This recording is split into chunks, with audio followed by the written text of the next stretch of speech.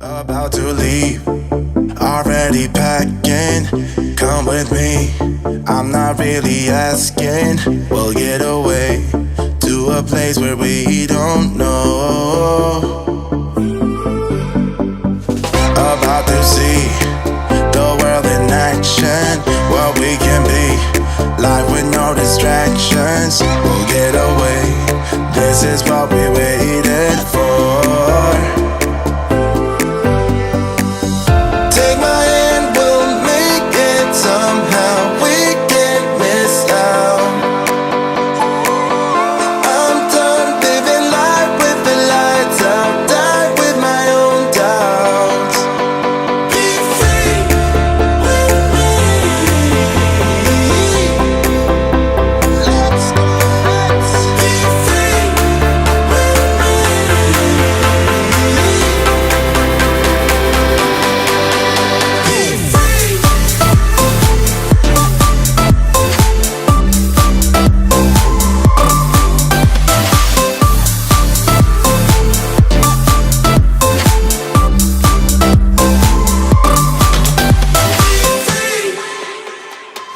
Not looking back, eyes on the freeway, Bonnie and Clyde, a classic cliche. We're on the run, this is what we waited for.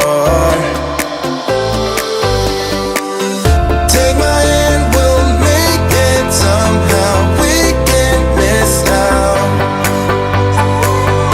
I'm done living life with the lights out. Die with my own doubts. Be free.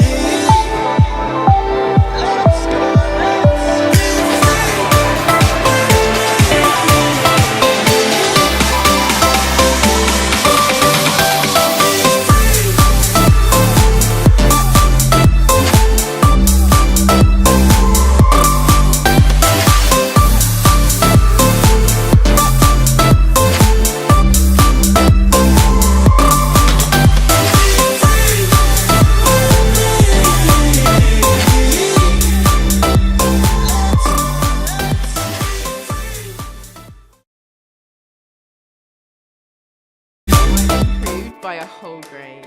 I've improved. Improved. By a whole grade. By a whole grade. By a whole grade. My teacher isn't just Mr. Maddock. It's a whole teaching team made up of James, Mike and Marta. My classroom's all about doing and applying. My days standing at the front of the classroom with a PowerPoint are long gone. I master every concept by learning at my own pace. I spend 100% of my class time interacting and supporting individual students. I move on only when the moment is right for me, not the whole class. I know what each and every student is mastering and struggling on at every moment.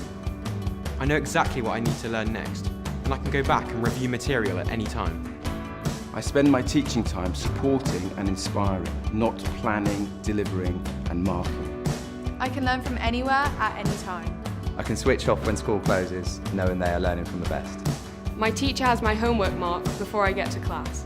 I set every piece of homework at the start of the year. I'm 2 weeks ahead of my expected progress.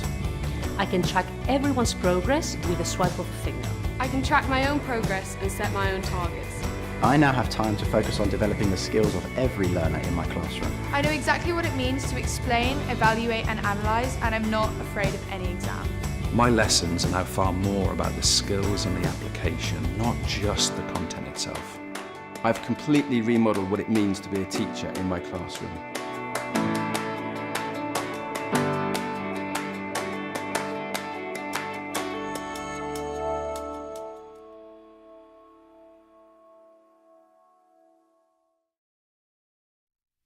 Hola, buenas tardes y bienvenidos a la quinta sesión de revisión para el GCSE español. Hoy es martes 1 de mayo de 2018 y son las 4 de la tarde. Yo soy Marta y conmigo tengo a James en los controles. Hola, James. Hola. Hola, ¿qué tal? Sí, muy bien, muy ¿Sí? bien. Muy bien, perfecto. Y también aquí tenemos a Mike. Mike no tiene micrófono ahora mismo. No. We'll sort that out in a minute. Hola, Mike. Hola. Hola. I hope you heard Mike. Hoy la revisión trata, por cierto, Mike está al cargo de las redes sociales, Twitter, Instagram, ¿qué más? YouTube, Facebook, todo eso. Hoy la revisión trata de dos cosas. Uno, la casa, mi ciudad, mi pueblo. Y dos, cómo hacer preguntas. Okay? So, two topics, house and town, and how to ask questions. These are the two things we're going to be looking at in today's session. So, as usual, a few reminders I need to give you before I go and I start cracking on with house and town. Primero, las notas. Make sure you've got with you the notes you need, the revision notes to be, following the session as we go along, and to be able to, at the end of the session, say, yeah, look, I took a lot of notes and I've really been following, and it's much clearer. So make sure you have them. If you don't have them, remember, just click on the link that should be here underneath the video on the description. Segundo, suscríbete a YouTube. Quick reminder as usual, do subscribe to YouTube. Click on the red subscribe button and get your alarm notifications on so that you can be notified every time we release a new video, be it on revision, be it on PE, be it on Spanish, be it on whatever it is. You should be the first to know. Y tercero, contáctanos. You can get in touch. How can you get in touch? Two different ways. James, can you show us the first way? How can students interact with us through interactive questions? ¿En inglés o...? ¿En español? En español, vale. Sí, en español. Lo intentaré. Muy bien. Lo intentaré. Vale, un momento, por favor. Entonces, tenemos aquí la página de EverLearner.com. Y... Página, remember. Página, perdona. Página. Y de EverLearner.com tiene este botón. ¿Este botón? Sí. Este botón. Es news o noticias. Exacto, noticias. Mira, aquí tenemos interactive questions. O preguntas interactivas. Sí, exacto. Clica aquí y después al fondo de todo, o debajo de todo. Debajo de todo tenemos los links. Los links. Los links por las preguntas. Actually, many people call it links. The actual correct word is los enlaces. Enlaces, vale. Y es sesión 4, ¿no? 5. Ay, perdone. Mira, aquí tenemos forming questions y tenemos ejemplos de preguntas muy útiles. Y vosotros podáis hacer estas preguntas por la práctica. Muy bien, exacto. ¿Sí? So today's interactive question is all about translation, okay? And it's practicing your translation skills, specifically with translating questions, okay? So you should be able to do it after we've done the second part of this session. And the other way students can interact is through our revision break hashtag. I'm still waiting. I'm still expecting someone to send me some Spanish revision hashtag Twitter picture. We've had quite a few from PE. Lots. PE students are very, very active, showing us how they revise, how they have little breaks, how they do, whatever they do. Some of them bizarre. But, we've had quite a bit. But I'm still waiting for someone to send us some Spanish one. Come on, be the first and get some roadmap. So, James, you're showing us how to do that. So, yes. Hashtag, remember, what was it? Almohadilla, hashtag revision break. Okay, and you can do that on Twitter, Instagram, or which one is the other one? Facebook. Facebook, exactly. But yeah, we're aware that sometimes people don't like to ruin their profile on Instagram, so Twitter at the moment seems to be a little bit more, the preferred way. So, without further ado, vamos a empezar. Let's start with the revision. First section of it, mi casa y mi ciudad. Vamos. So, let's look at what vocabulary we would need if we were talking about mi casa. See, mi casa, remember, casa can be home. It can be house as well. The most typical is house, but also casa is the generic that we use for home, okay? Y mi ciudad. Notice the pronunciation of this word, ciudad. Many people have problems. Ciudad, town or city, okay? So let's have a look at what is the main vocabulary that we need to know about this topic. Really important topic because we may find this topic in listening and reading. Okay, very typically we will use find descriptions of, for example, where do I need to go in my town to buy this or to buy that, or what type of place does this person describe, or where does this person live. But also in writing and in speaking, you will also be required to know and to be able to describe where you live, your town, or maybe not so much the house where you live, but more the town, the region, the area. So really, really, really important. Okay. So, to start with, let's look at the area, the field of mi casa, okay? If I'm describing mi casa, describo mi casa, what things would I need? Okay, I could say vivo, okay, vivo en, so this is the king, okay, the king construction, vivo en un bloque de pisos. Vivo en un bloque de pisos, a sort of tower block or a block of flats, okay? I could also say, if I live in a flat, vivo en un piso. Notice that also in Spanish we've got the word apartamento, like in English, okay? We sometimes describe these as un apartamento, but we tend to use the word apartamento more for holiday, like a holiday flat, a holiday place. The place where you live, we tend to refer to that as un piso. Okay, and what other things other than una casa? Obviously, we've got. Let's imagine these are together. Okay, I could say. Vivo en una casa adosada. Una casa adosada. Important word, adosada. And other words related to the place where you live could be also words like el hogar, another word for home, la vivienda, which is like a dwellings or a housing, okay, vivienda. Y, if you want to go a bit more technical, el domicilio, okay, domicilio, which is in English, you've also got the word domicile, which is again the place where you work. It could be that for example, in forms, okay, if you're filling in a form, which is nombre, apellidos, you may find the word domicilio for address, okay. Of course, you could also find the word dirección, okay, for your address, but domicilio is a possibility.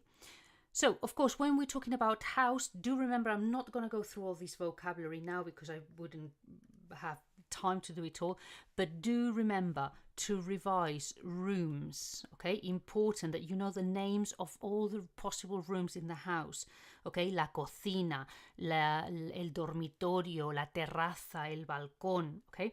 Also, etc., etc. Have a look, remember, remind yourself of them.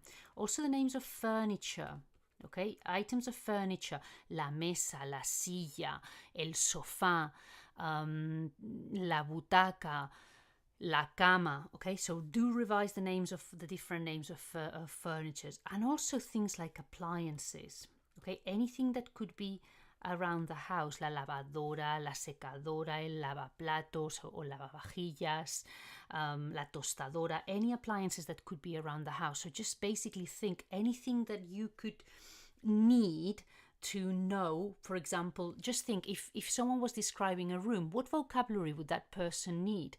If I was to describe my bedroom, what vocabulary would I need? So please do revise all that vocabulary, okay? Other words related to a house could be things like el alquiler, el alquiler, the rent. El ascensor, especially if you live if you live in a block of flats, for example. La calefacción, that's not going to fit in here. Hold on, I'm going to put it down here. La calefacción, the central heating. Calefacción. When we were talking about furniture, remember, los muebles. Los muebles is the name for the furniture, okay? And it's a plural word. Okay.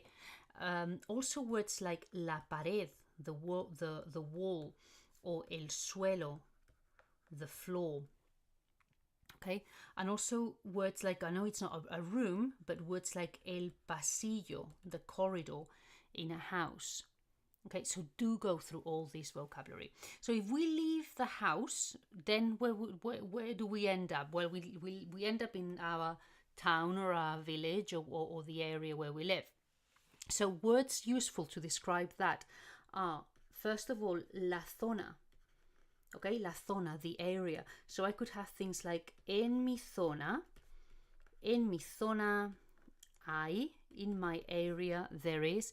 We also use the word el área. Okay, el área,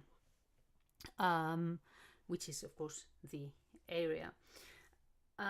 We can also use words like la región. La región, the region. Remember, in Spanish, we also have the expression la comunidad autónoma. La comunidad autónoma, the autonomous community. There's 17 of them there are, and it's the different regions in Spain. Spain is divided into 17 regions. They're called comunidad autónoma, and it could come up because this is part of the sort of this would be part of the sort of cultural topic. Okay, so do remember this expression, comunidad autónoma, and of course do not forget the expression el país, for the country. Okay, many people, for some reason, this word, so many people just struggle with it, el país. Okay, so if I'm describing the town or city where I live, what words do I need to know? Okay, it depends on how big the place where you live in. So we will start with the smallest. Okay, we'll start with the smallest. Let's say this. Okay, a little town. Okay, a little village or a hamlet. Okay, let's call it a hamlet. We would call this una aldea. Okay, una aldea. So I could say vivo en una aldea muy pequeña. I live in a very small hamlet. If we add a few more houses, okay, the next level up, so it's a bit bigger than una aldea. This, okay, let's imagine it includes the bits in the center and the bits outside. So this would now be un pueblo. Okay, so un pueblo is a village or a small town.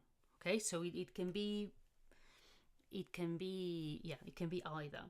Then if we go a little bit bigger, or much bigger, okay, the next level up from un pueblo, the next level up, then we would have una ciudad. Okay, and within una ciudad, if I take an area of a city, okay, an area of the city would be called un barrio. Okay, un barrio, a neighborhood or a district, for example. Okay, un barrio. And also then if we go outside of the city, so in this case I'm not going bigger, I'm just going outside of the city, and I'll put some trees for clarification. Okay, we would call this area, so the outskirts of somewhere, could be of a city or of a village, whatever, we would call it las afueras. Afueras, the outskirts. Okay, so lots of expressions, lots of words you can say to describe where you live. So vivo, you could say vivo en una aldea, but you could also say something like vivo en las afueras de una aldea, okay? I live in the outskirts of a hamlet or of a town, okay? So do think that you can also sort of make these expressions a little bit more complicated if you need it, okay? Or you could say vivo en el barrio o en un barrio de la ciudad de Londres, for example, okay? Vivo en un barrio de la ciudad de Londres. If you want to be a bit more specific, for example, of where you live rather than vivo en Londres, I live in London, okay? And then, of course, from here you would go on to describe what this barrio, this neighborhood or district, is like, okay? So do remember all these different words. So once we've talked about where we live and we've located it, and do remember lots of adjectives as well, okay? Do remember that where you live can be, for example, let's say it's una ciudad, and we can talk about it being histórica or industrial or moderna, okay? Or una ciudad, you could even call it una ciudad dormitorio, a commuter town. Okay, we call it like a dormitory or a bedroom city, okay, the place where people only go to sleep basically because they work elsewhere. Or we could talk about una ciudad, I don't know, una ciudad, it could be many other things. You could say gris if it's a grey town, for example, okay? So do remember to use adjectives to qualify it. But once we know where we live, then we need to look at what there is, okay? And this is what we were sort of introducing with the hay. En mi zona, o en mi ciudad, o en mi barrio, hay... And then we talk about tiendas, okay? Las tiendas, the shops. Las tiendas, for example. So what shops are there? Okay, the first group to remember of shops, which are going to be really important when you think about learning shops, do learn about the shops, but also do learn about what they sell.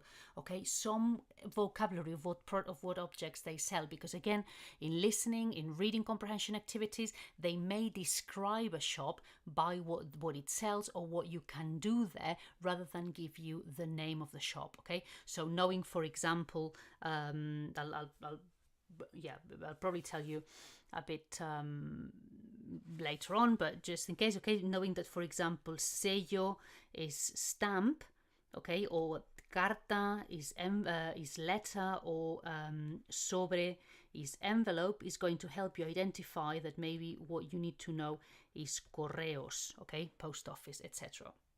So do think of that.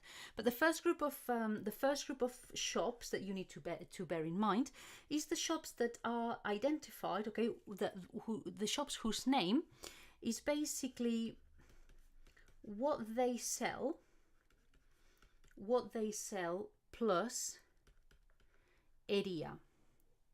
Okay. What they sell plus area. I'm simplifying this a lot, and might not be precisely that. It's got to do more with what person works there. But anyway, just so that you've got a bit of a guideline of how it works. So let me have a look. For example, the butchers. Okay, the butchers. Okay, the butchers sell meat. Okay, yeah, meat is carne. Okay, and the name for the butchers is carnicería. Many of them have got little adaptations in between, okay? These also, the reason why I was saying that it may not be exactly like this is because this comes also from the word carnicero, butcher, okay? So carnicero, carnicería, okay? So it's got to do with what it sells, the name of the person who works there, okay, etc. But more or less it makes sense. Sometimes it's easier if you think of what they sell. So for example, the shoe shop, okay, so I know that shoe is zapato, okay, shoe shop is zapateria, okay. And like this, we've got the florists, floristeria, because flower is flor. We've got pescaderia for fishmongers, because fish is pescado. papelería for stationery shop, from papel, paper, panadería from pan, which is bread, so it's bakery, frutería, juguetería. Have a look at these because there's tons of them, okay? So do revise all of these that basically tell you what they sell. Then there is another group of shops or places in town and shops. The second group is the I would say the sort of, I'll call them the uncomplicated ones, which would be probably near cognates, okay? They're not too far away from the English, or they are pretty transparent. So for example, un parque de atracciones, okay? Attractions park, it's a theme park or a what do you call? Yeah, like the theme park. Una galería de arte is an art gallery. Un banco will be a bank. Un castillo, a castle. Una farmacia, pharmacy. Una farmacia, un cine, cinema. Un mercado, market, un teatro, theater, okay? Un museo, el puerto, the port, supermercado, supermarket, hospital, maybe una sala de juegos. This one is easy, of course, as long as you know the vocabulary and you'd remember that juegos is games, so it's going to be a game, like an arcade. Una sala de juegos literally is like a games room, but it's an arcade. And here I would also add things like un polideportivo, which is not necessarily the easiest one, and it's not a cognate, but to be fair, this is probably something that you learned back in Key Stage 3 in year 8, probably 7, 8, polideportivo, which is the sort of sports center. Okay, so all those words, all those expressions that are similar to English, or you learned back when you started learning Spanish and you did this topic for the first time, do remind yourself of those as well. And then there's also I would say the one I like to call the old favorites. Old favorites in exam, which of course are those that are a little bit more a little bit less transparent. Which are these? Okay, things like un estanco. Estanco is a tobacconist, and in the estanco, it's a tobacconist, so they sell tobacco, but they also sell sellos. Okay, they also sell stamps, and it works a little bit like a post office in the sense that they do these things. You can post things, you can buy stamps, and you can buy cigarettes. It's a bit of an odd combination for a someone who's not used to it. There's also, as I said earlier on, there's also correos. Okay, correos is the post office. We can also call it oficina de correos. And here the thing is, though, at the post office, at the oficina de correos, generally you will go for bigger, to send bigger things or to collect things. Okay, so if you need a sello, a stamp, often you'll go to the estanco to buy it. Okay, we can also have, of course, una plaza de toros, a bull ring, una plaza de toros, una iglesia. This tends to appear quite a lot. Do remember as well, okay, other vocabulary which is more and more common. Una mezquita, a mosque. Okay, of course, more and more towns in Spain have got mosques as well. So, do tune into how sort of customs evolve. Okay, because before, of course, there would have only been churches in Spain because there was Catholicism or Christianism was the only religion allowed. But of course, things have changed since then. So, be aware of other things that are not just iglesias. There's also un centro un centro comercial, a shopping center, una librería, and this one is important because you need to remember that una librería is not the same as una biblioteca. Librería is the shop, bookshop. Biblioteca is the library. Okay, so in this case it's a bit of a false friend, important to remember.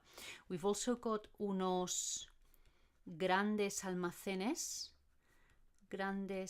almacenes, department store, literally big warehouses. Okay, that's almacén is a warehouse, but literally is big warehouses. That's actually a department store. A big favorite is el ayuntamiento, the town hall. La comisaría, important as well. La comisaría o comisaría de policía, police station. El kiosco, where you buy news agents. La gasolinera,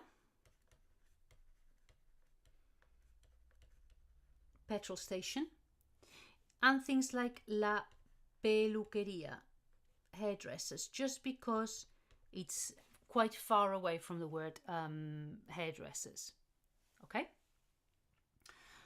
And then finally, I'm going to mention a few that are, especially in the Edexcel higher, okay, the high specification, words that they could come up. They are maybe a little bit less transparent, as they're things like la tintorería, the dry cleaners, la ferretería. Ferretería is this like the hardware shop where you buy like nuts and bolts and things like that. La caja de ahorros. Caja de ahorros. It's a bit like the building society.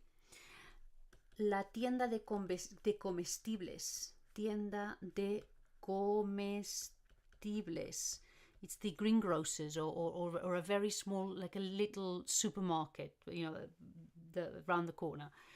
La droguería. La droguería is where you would find cleaning products and sort of hygiene products. Y el centro de ocio, like leisure center.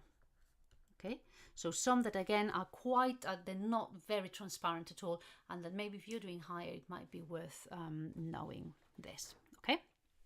And then the last thing we're going to look at, so we've looked at shops and places in town, we've looked at house, and the last thing I want to talk about is en la calle. En la calle, in the street.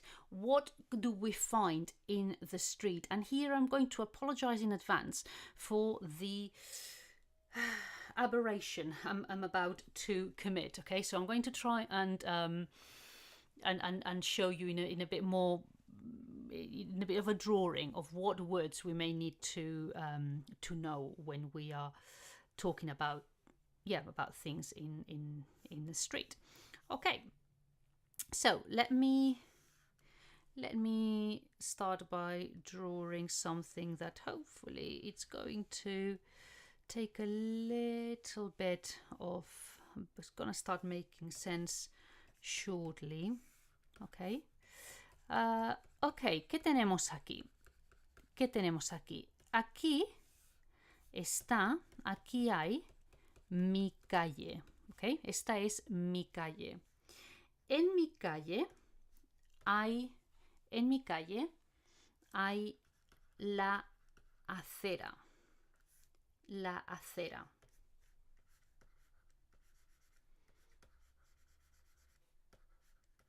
En mi calle también hay un paso de cebra. Hay también una glorieta. En mi calle también hay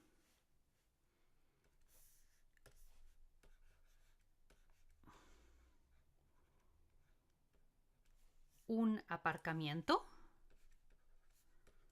Un aparcamiento. Y en la calle hay también, aquí hay una esquina. Hay la esquina. Aquí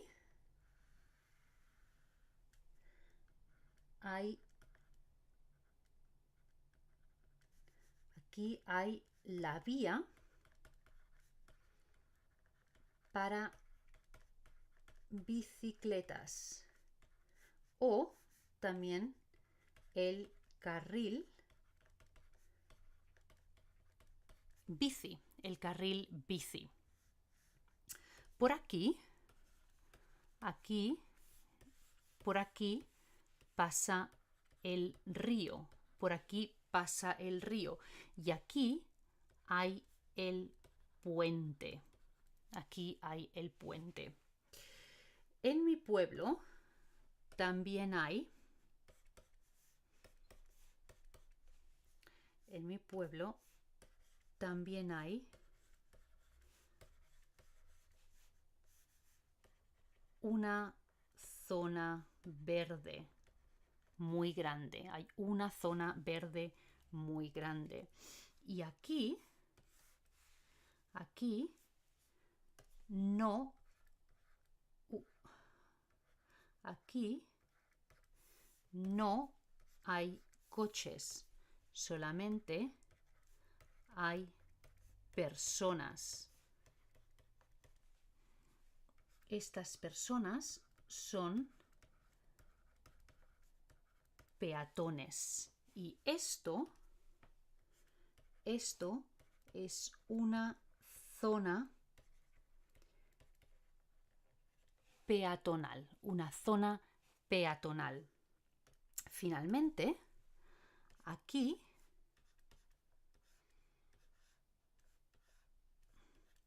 hay una parada de autobús. Hay una parada de autobús. Okay? So these are maybe some of the more important words that you need to know about town. Of course, there are many others like estación, estación de tren, estación de metro, estación de autobuses. And also there are other words like, for example, that if we go outside of the town, we may have words like la autopista, the motorway, or la autovía. And of course, I will also need to remember words of some means of transport. I've already mentioned autobús, tren, but also things like el camión, the lorry, camión, el autocar, the coach, and el ciclomotor. Okay, the moped. And do remember as well in this topic that things like talking about problems, things that don't quite go right in your town. Hay demasiado ruido, too much noise, demasiada contaminación. Pollution might also be important. Okay, so I'm going to leave this here because I'm aware that I'm going on and on a bit about it. But do please, again, as I usually say, use this as a starting point to keep expanding on this vocabulary. Okay, I'll see you in a second.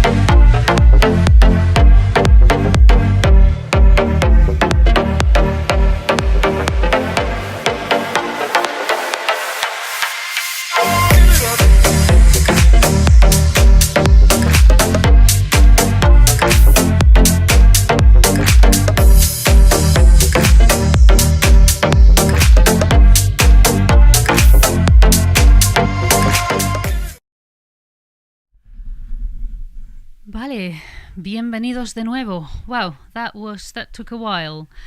The thing is that the topic on hometown is so vast, it's enormous. And, again, as usual, I'm only sort of skimming the surface. I'm only trying to give you a bit of a guidance, a few ideas, a few little sort of subtopics and areas that you should go and revise more of. Because, as you can see, there's no, there isn't time to see absolutely everything. So, sorry about the length of it. Any questions, James?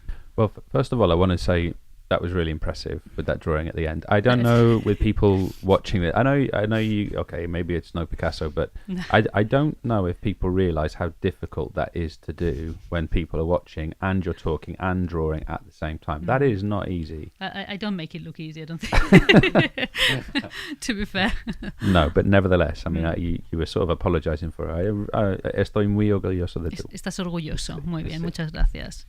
Okay, I had a question actually. Okay. So for me, what I picked up there in following that session was an awful lot of vocabulary related to how I could describe something like that. Now, my question to you is, how would you go about structuring something like a description of your hometown? What sort of structures would you use within that response? I mean, structures is a bit difficult. I mean, usually when you're doing a writing task, you are asked to write about specific things. So something about town, a typical thing that you may be asked to write about town. So it would be something like, I don't know, your pen pal is coming to visit you and wants to know more or less what your town is like. Tell them what describe what your town is like. Tell them what it used to be like. Tell them where you would like to live in the future. So you will have, if it's the 90-ish word question, you will have 4 bullet points. If it's the more extended writing in the higher, you would have 2 bullet points, and you will have to make sure that you cover those. So that the structure is sort of provided for you. What becomes a little bit tricky is that at times you may not have clear bullet or the bullet points may not lead you specifically toward using things that are very important, like for example 3 different time frames. I would say that's one of the really important things to do when you are writing in those extended pieces of writing. You need to make sure that whether you're being asked for it or not, you need to make sure that you find an excuse to fit in a bit of for example, if most of your writing is in present, because most of it is about what your town is like, make sure that you fit in there a little bit of past. And how could you do that? Well, you could then say, even if you're not being asked for it, you could say explain what your town was like in the past. So mi ciudad era muy industrial, pero ahora es muy turística. Okay, so fit in, find excuses to use other time frames. How could you introduce a little bit of future?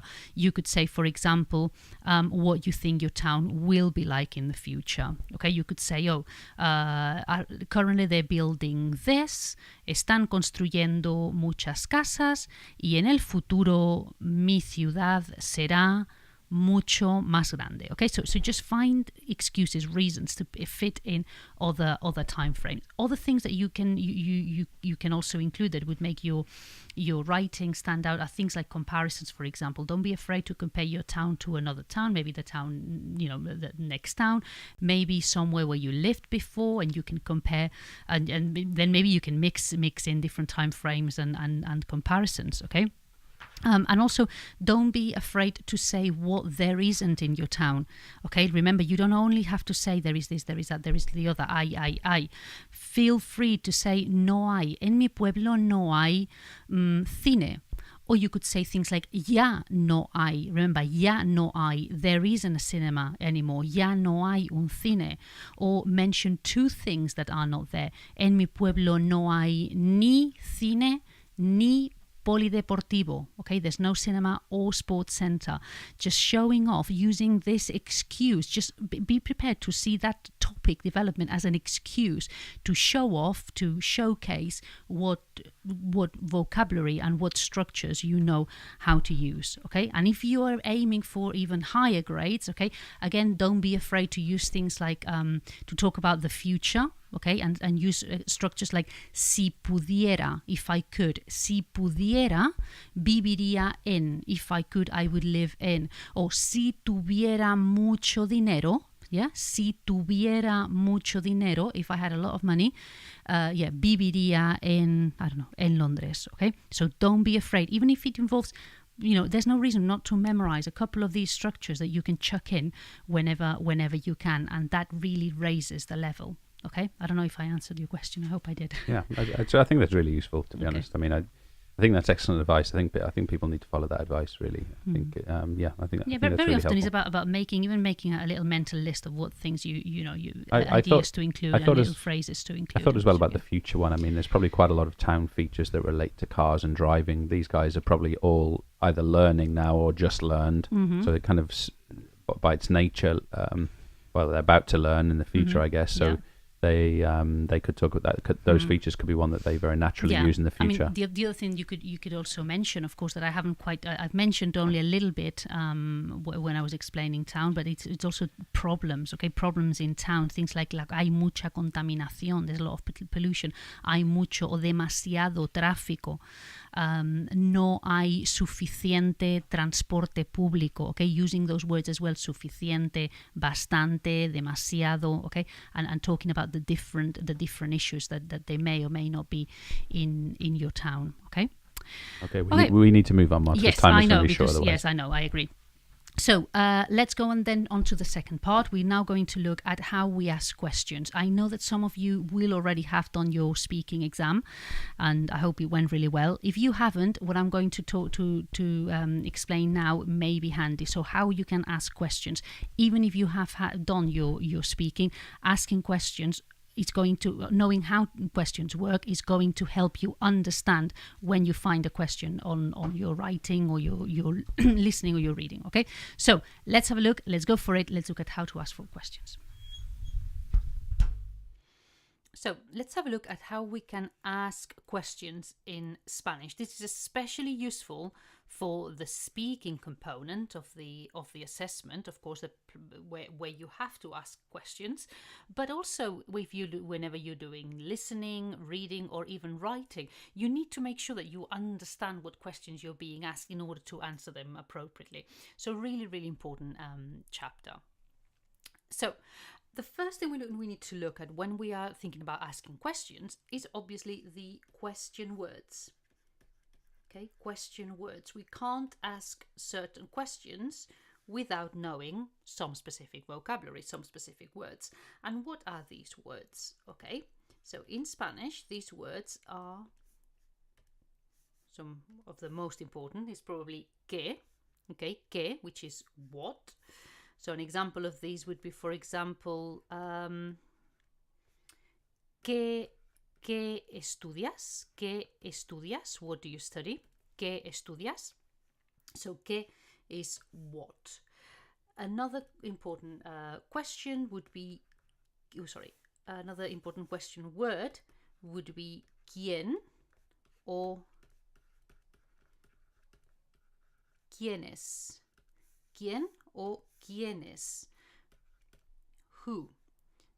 I could say, ¿quién vive allí? Okay, but when I know that who I'm asking about is more than one person, when I know for a fact that who I'm asking about is more than one person, I would use quiénes.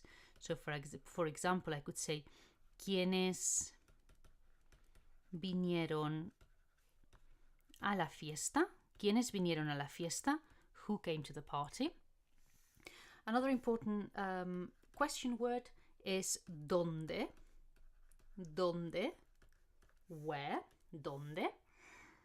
So I could say, for example, ¿dónde están las llaves? ¿Dónde están las llaves? Where are the keys? Another important word would be ¿cómo? ¿Cómo? How? So I could say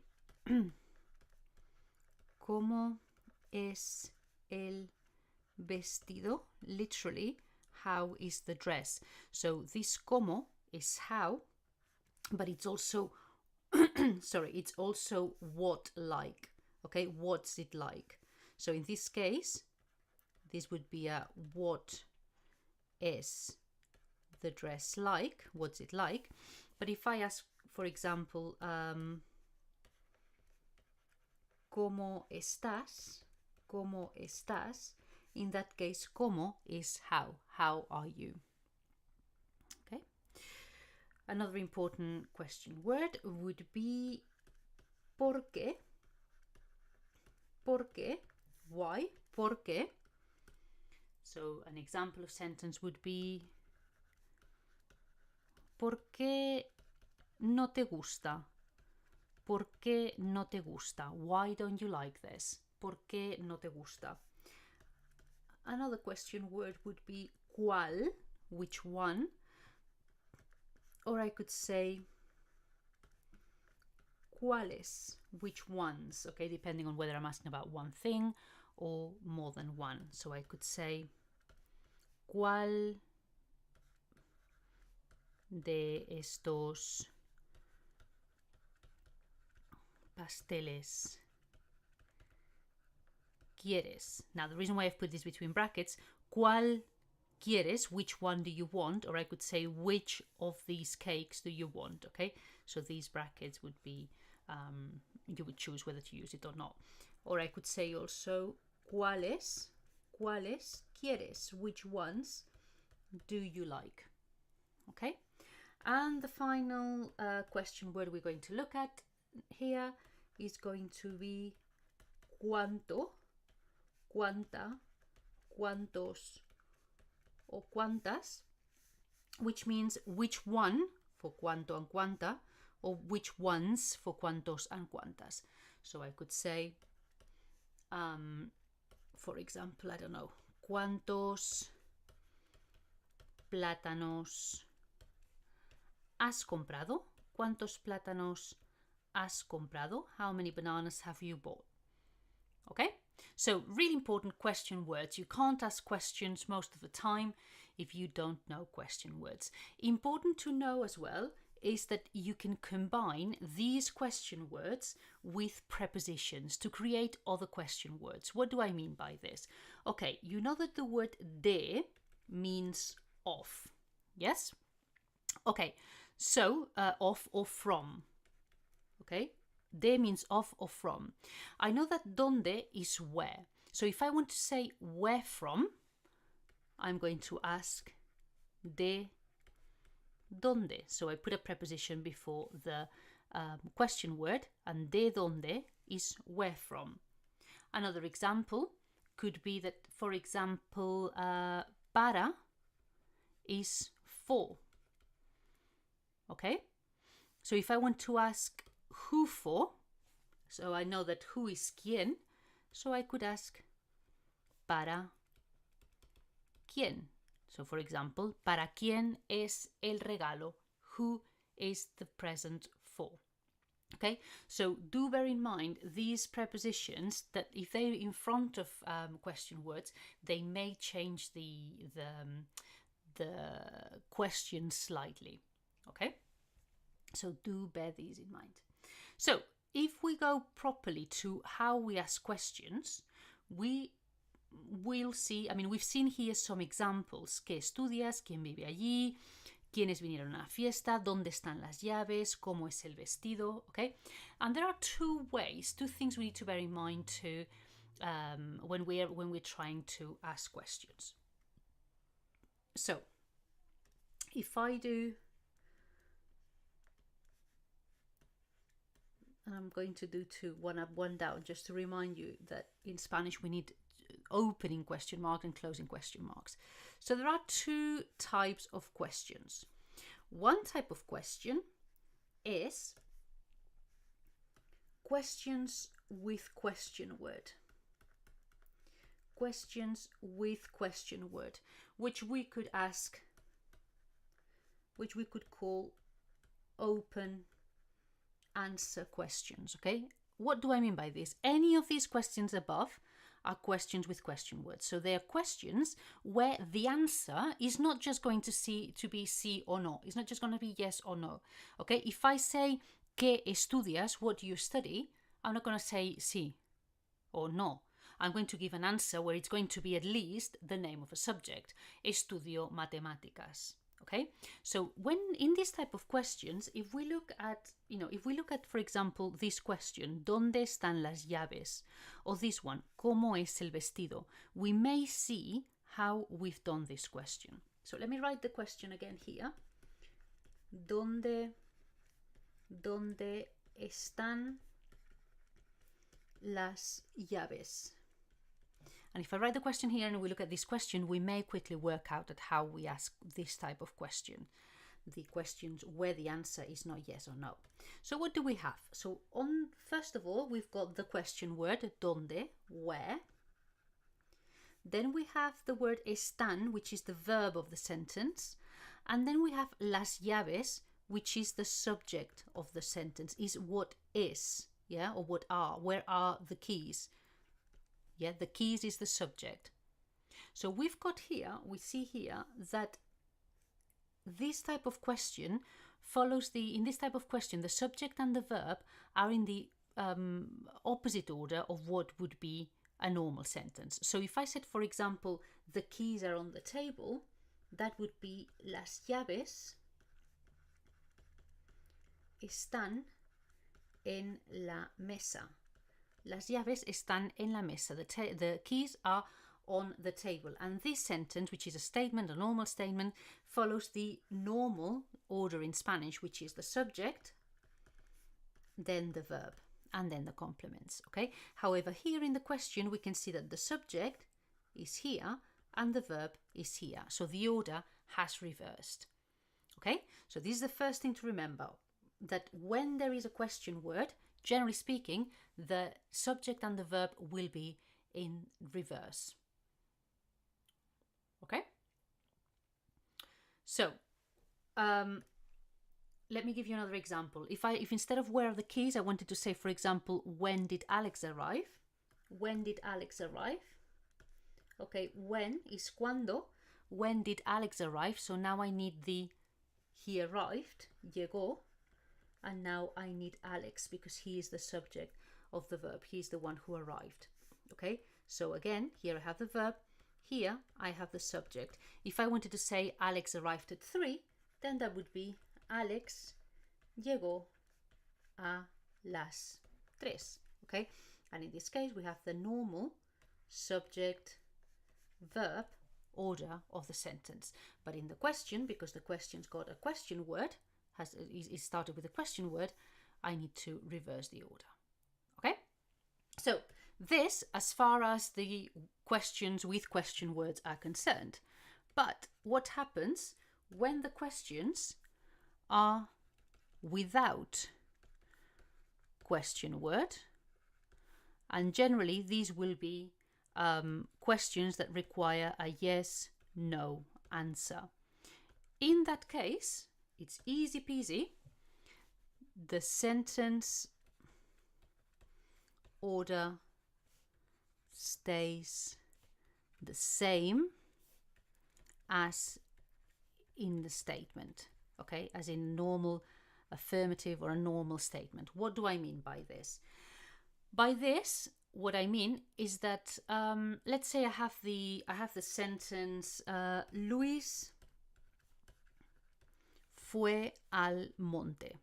Okay, Luis fue al monte. Luis went to the hills, went up the hills.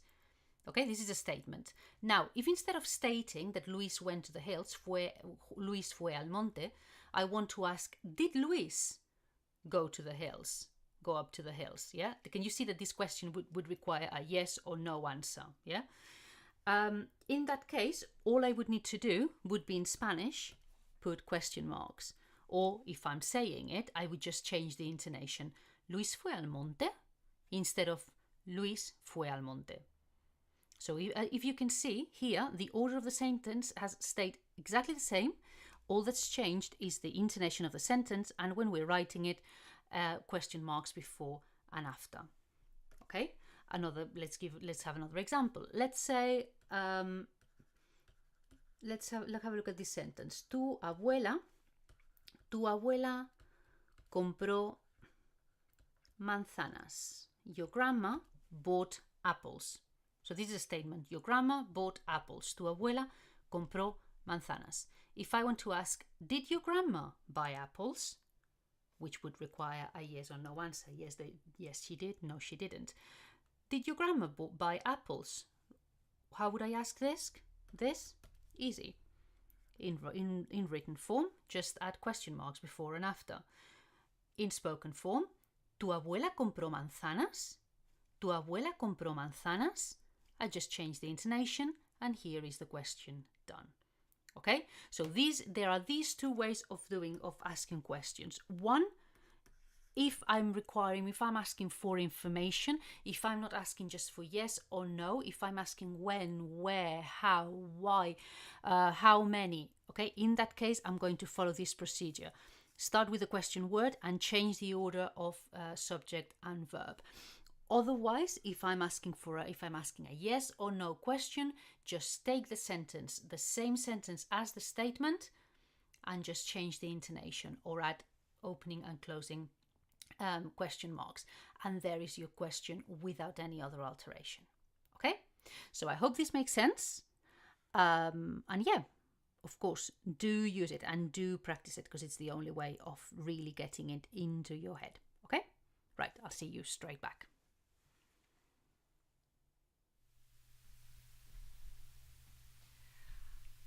Uf.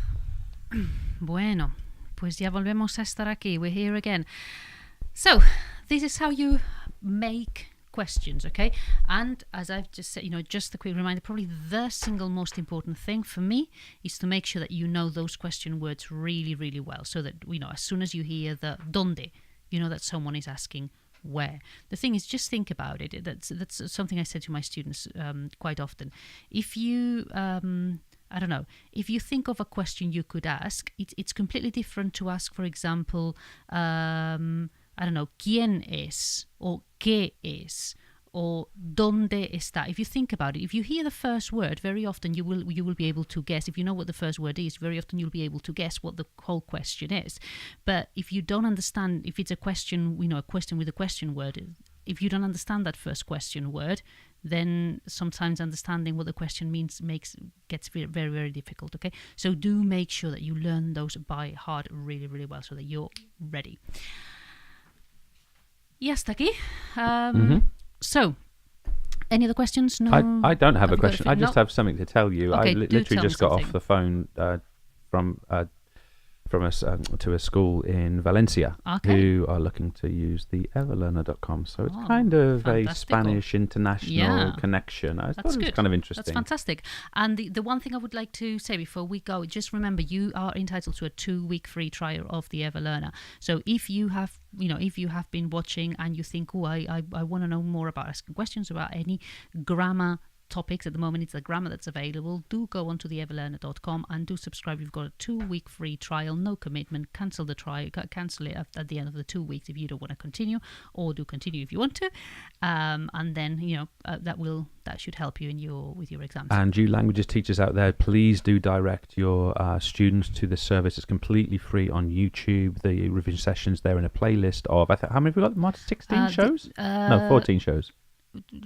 Something like that. 14, in total. Yeah, in total. Something like that, yes. 14 shows, and it's a really, really, really dramatically useful service for your students. So please direct your students to it. And for goodness sake, everyone, please subscribe to the YouTube channel. It makes a significant difference. Exactly. Anything else before we go? No, I would just remind everyone of when our next session is. Nuestra próxima sesión de revisión es el jueves, día 3 de mayo, a las 4 de la tarde, ¿sí? Jueves 3 a las 4 de la tarde. And we're talking about, we are doing preterite, and we are doing, holidays. Voy de vacaciones. ¿A dónde vas? Voy a España. ¿Dónde te alojas? En un hotel, and that sort of thing. All right?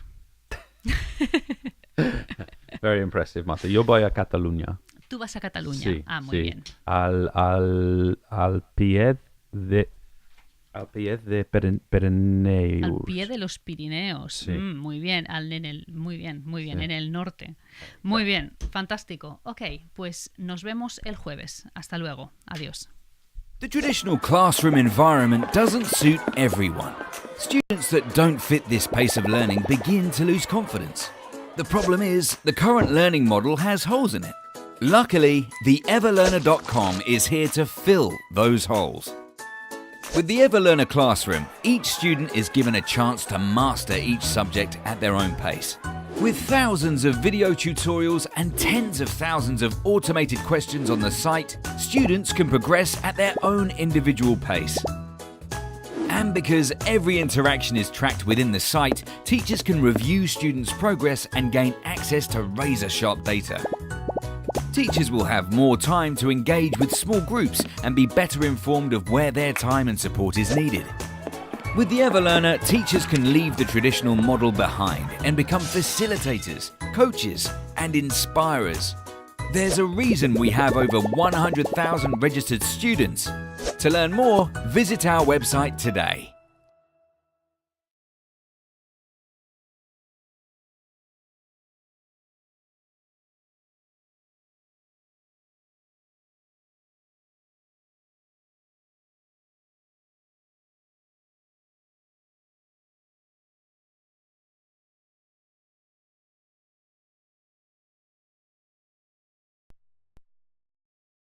Have